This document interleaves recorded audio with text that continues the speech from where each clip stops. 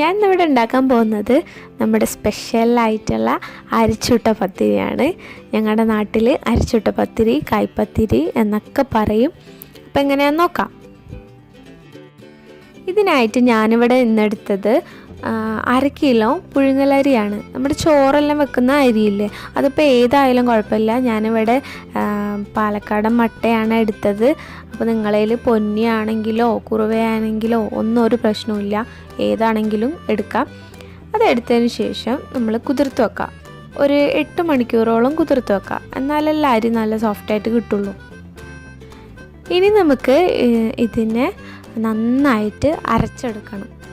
അത്യാവശ്യം വെള്ളമൊക്കെ ചേർത്ത് ഒരുപാട് ലൂസാവാതെ ഈ പരുവത്തിൽ അരച്ചെടുക്കണം. നമ്മുടെ കയ്യിൽ ഇങ്ങനെ കിട്ടുന്ന രീതിയിൽ, കൂടുതലായിട്ട് ഒലിച്ചു പോകാൻ പാടില്ല.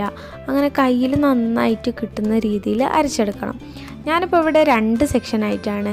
പകുതി ഭാഗം ഉപ്പ് മാത്രം ചേർത്ത് അരച്ചെടുത്തതും പകുതി ഭാഗം ഞാൻ വേറൊരു സ്റ്റൈലിൽ നമുക്ക് കുറച്ചും കൂടി ഫ്ലേവർ കിട്ടാൻ വേണ്ടിയിട്ട് ആ സ്റ്റൈലിലുമാണ് അരച്ചെടുക്കുന്നത്. അതും കൂടി ഞാൻ കാണിച്ചു തരാം. അപ്പോൾ ആദ്യത്തെ സെക്ഷൻ നമുക്ക് പകുതി അരി ഉപ്പും ചേർത്തിട്ട് അരച്ചെടുത്തിട്ട് വെച്ചിട്ടുണ്ട്. ഇനി നമുക്ക് വേണ്ടത് ഫ്ലേവർ കിട്ടാൻ വേണ്ടിയിട്ട് കുറച്ച് ചേരുവകൾ ചേർത്തിട്ട് അരച്ചെടുക്കാം. അതിനായിട്ട് നമ്മൾ ബാക്കിയുള്ള പകുതി അരി മിക്സിയിലോട്ട് ഇട്ടിട്ട് നമുക്ക് ഒരു 6 ചുവന്നുള്ളി, ഒരു പിടി തേങ്ങ, 1/4 ടീസ്പൂൺ വലിയ ജീരകം, പിന്നെ ഒരു 2 പിഞ്ച് ചെറിയ ജീരകം, നല്ല ജീരകം.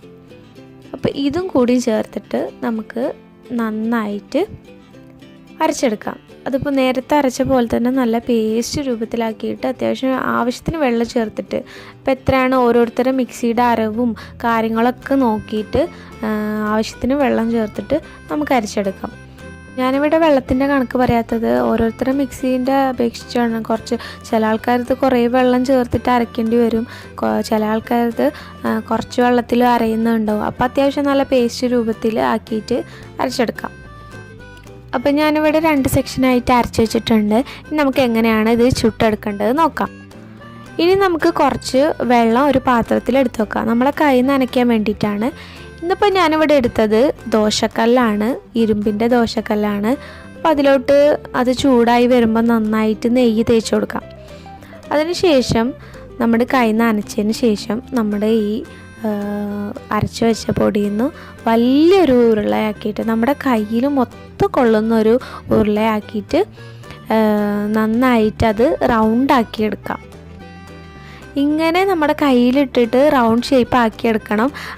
ആദ്യം അരി അരയ്ക്കുമ്പോൾ നമ്മൾ ഈ ഒരു ടൈറ്റിൽ വേണം അരച്ചെടുക്കാൻ. ഓവർ വെള്ളമായി പോകരുത്. കുറച്ച് വെള്ളം കൂടിയെന്ന് തോന്നുകയാണെങ്കിൽ നിങ്ങൾ കുറച്ച് അരിപ്പൊടി, സാധാരണ അരിപ്പൊടി ഇല്ലേ, അത് കുറച്ചൊന്ന് തൂവിയിട്ട് നന്നായിട്ട് മിക്സ് ചെയ്ത് കൊടുത്താൽ മതി, ഒരു പ്രശ്നവുമില്ല.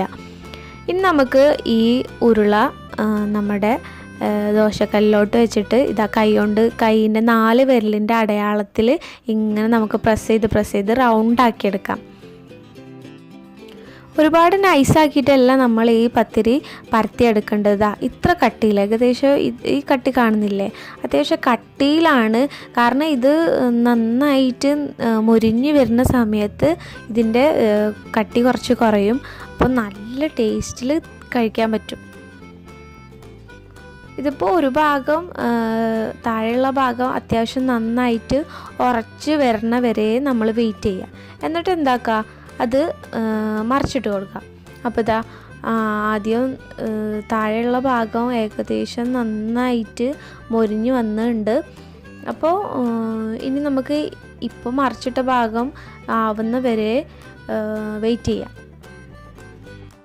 പിന്നെ പ്രത്യേകം ശ്രദ്ധിക്കേണ്ടത്, ഇത് കുറച്ച് സമയം കൊണ്ടൊന്നും ആവില്ല. അത്യാവശ്യം കട്ടിയിൽ നമ്മൾ പരത്തി വെക്കുന്നതുകൊണ്ട് അത്യാവശ്യം സമയം എടുത്ത് ഇതിനെ നന്നായിട്ട് മുറിച്ചിട്ടിട്ട് വേണം ചുട്ടെടുക്കാൻ. അപ്പോഴാണ് ഇതിൻ്റെ ആക്ച്വൽ ടേസ്റ്റ് നമുക്ക് കിട്ടുക. ഇപ്പോൾ തന്നെ ഞാൻ ആദ്യമുള്ള സൈഡും മറിച്ചിട്ടിട്ട് ആദ്യത്തെ അടിഭാഗം കുറച്ചും കൂടി സമയം വെച്ചിട്ട് മുറിച്ചെടുക്കാം. അപ്പോൾ അത് ഏകദേശം നമ്മൾ പത്തിരി റെഡി ആയിട്ടുണ്ട്. ഇനി അടുത്തത് ഇങ്ങനെ പാനിൽ വെച്ച് ആക്കാൻ പറ്റാത്തവരുണ്ടെങ്കിൽ നമ്മുടെ ഒരു ഫോയിൽ പേപ്പറോ അല്ലെങ്കിൽ ഏതെങ്കിലും പ്ലാസ്റ്റിക് പാക്കറ്റുകളൊക്കെ ഉണ്ടാവുമല്ലോ, അത് നന്നായിട്ട് കഴുകി വൃത്തിയാക്കിയിട്ട് അതിൻ്റെ മേലെയോ അല്ലെങ്കിൽ വാഴൻ്റെ ഇലയിലോ ഏറ്റവും നമ്മൾ ഇങ്ങനെ നെയ്യ് പുരട്ടി കൊടുക്കാം. അത്യാവശ്യം എത്ര വലുപ്പത്തിൽ നമ്മൾ പത്തിരി വെക്കോ അത്രയും വലുപ്പത്തിൽ ആ സ്പേസിൽ നമുക്ക് നെയ്യാക്കി കൊടുക്കാം. എന്നിട്ട് നമ്മൾ നേരത്തെ എടുത്ത പോലെ തന്നെ നല്ല വലിയ ഒരു ഉരുള എടുക്കാം. എന്നിട്ട് ഞാൻ നേരത്തെ കാണിച്ചു തന്ന പോലെ തന്നെ നന്നായിട്ട് കയ്യിലിട്ട് നല്ല റൗണ്ട് ഷേപ്പ് ആക്കിയിട്ട് ആ പേപ്പറിലോട്ട് വെക്കാം. എന്നിട്ട് ഇതാ 4 വിരൽ കൊണ്ട് നന്നായിട്ട് അമർത്തി കൊടുക്കാം. ഇനി അത്യാവശ്യം വലുപ്പമായി കഴിഞ്ഞാൽ നമ്മൾ ആ പാനിൽ നെയ്യ് നന്നായിട്ട് ഒഴിച്ചു കൊടുക്കാം. എന്നിട്ട് നമ്മൾ ഈ ഫോയിൽ പേപ്പർ അങ്ങനെ തന്നെ മറിച്ച് വെക്കാം. ഇത് പ്ലാസ്റ്റിക് പേപ്പർ ആണെങ്കിൽ ഒരിക്കലും ഇങ്ങനെ ചെയ്യരുത്. പ്ലാസ്റ്റിക്കിൻ്റെ കവർ ഉണ്ടാവുമല്ലോ, അങ്ങനെയാണെങ്കിൽ ഇതൊരിക്കലും ചെയ്യരുത് ഇങ്ങനെ, കാരണം ആ ചൂട് തട്ടിയിട്ട് പ്ലാസ്റ്റിക് ഉരുകി പോവും. അപ്പം ഫോയിൽ പേപ്പറോ വാഴൻ്റെ ആണെങ്കിൽ നമുക്ക് ധൈര്യമായിട്ട് ഇങ്ങനെ വെച്ചിട്ട് ഇതിൻ്റെ ഒരു അറ്റത്തുള്ള ആ ഭാഗം ഒന്ന് കൈ കൊണ്ട് വിടിച്ച് കൊടുത്താൽ മതി. ബാക്കിയെല്ലാം ഇങ്ങനെ സ്മൂത്തായിട്ട് വരും. എന്നിട്ട് നമ്മൾ നേരത്തെ പത്തിരി ഉണ്ടാക്കിയ പോലെ തന്നെ മറിച്ചിട്ട് നന്നായിട്ട് മുരിച്ചെടുക്കുക. അപ്പോൾ നല്ല അടിപൊളിയായിട്ടുള്ള നമ്മൾ പത്തിരി റെഡിയാവും. നമ്മുടെ അരിച്ചുട്ട പത്തിരി നമ്മുടെ നാട്ടിലെ സ്പെഷ്യലാണ്.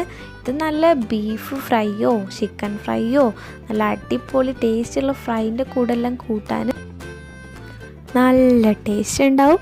അപ്പോൾ എല്ലാവരും ട്രൈ ചെയ്ത് നോക്കാൻ മറക്കരുത്. ഇഷ്ടപ്പെട്ടാൽ ലൈക്ക് ചെയ്യുക, ഷെയർ ചെയ്യുക, കമൻറ്റ് ചെയ്യുക.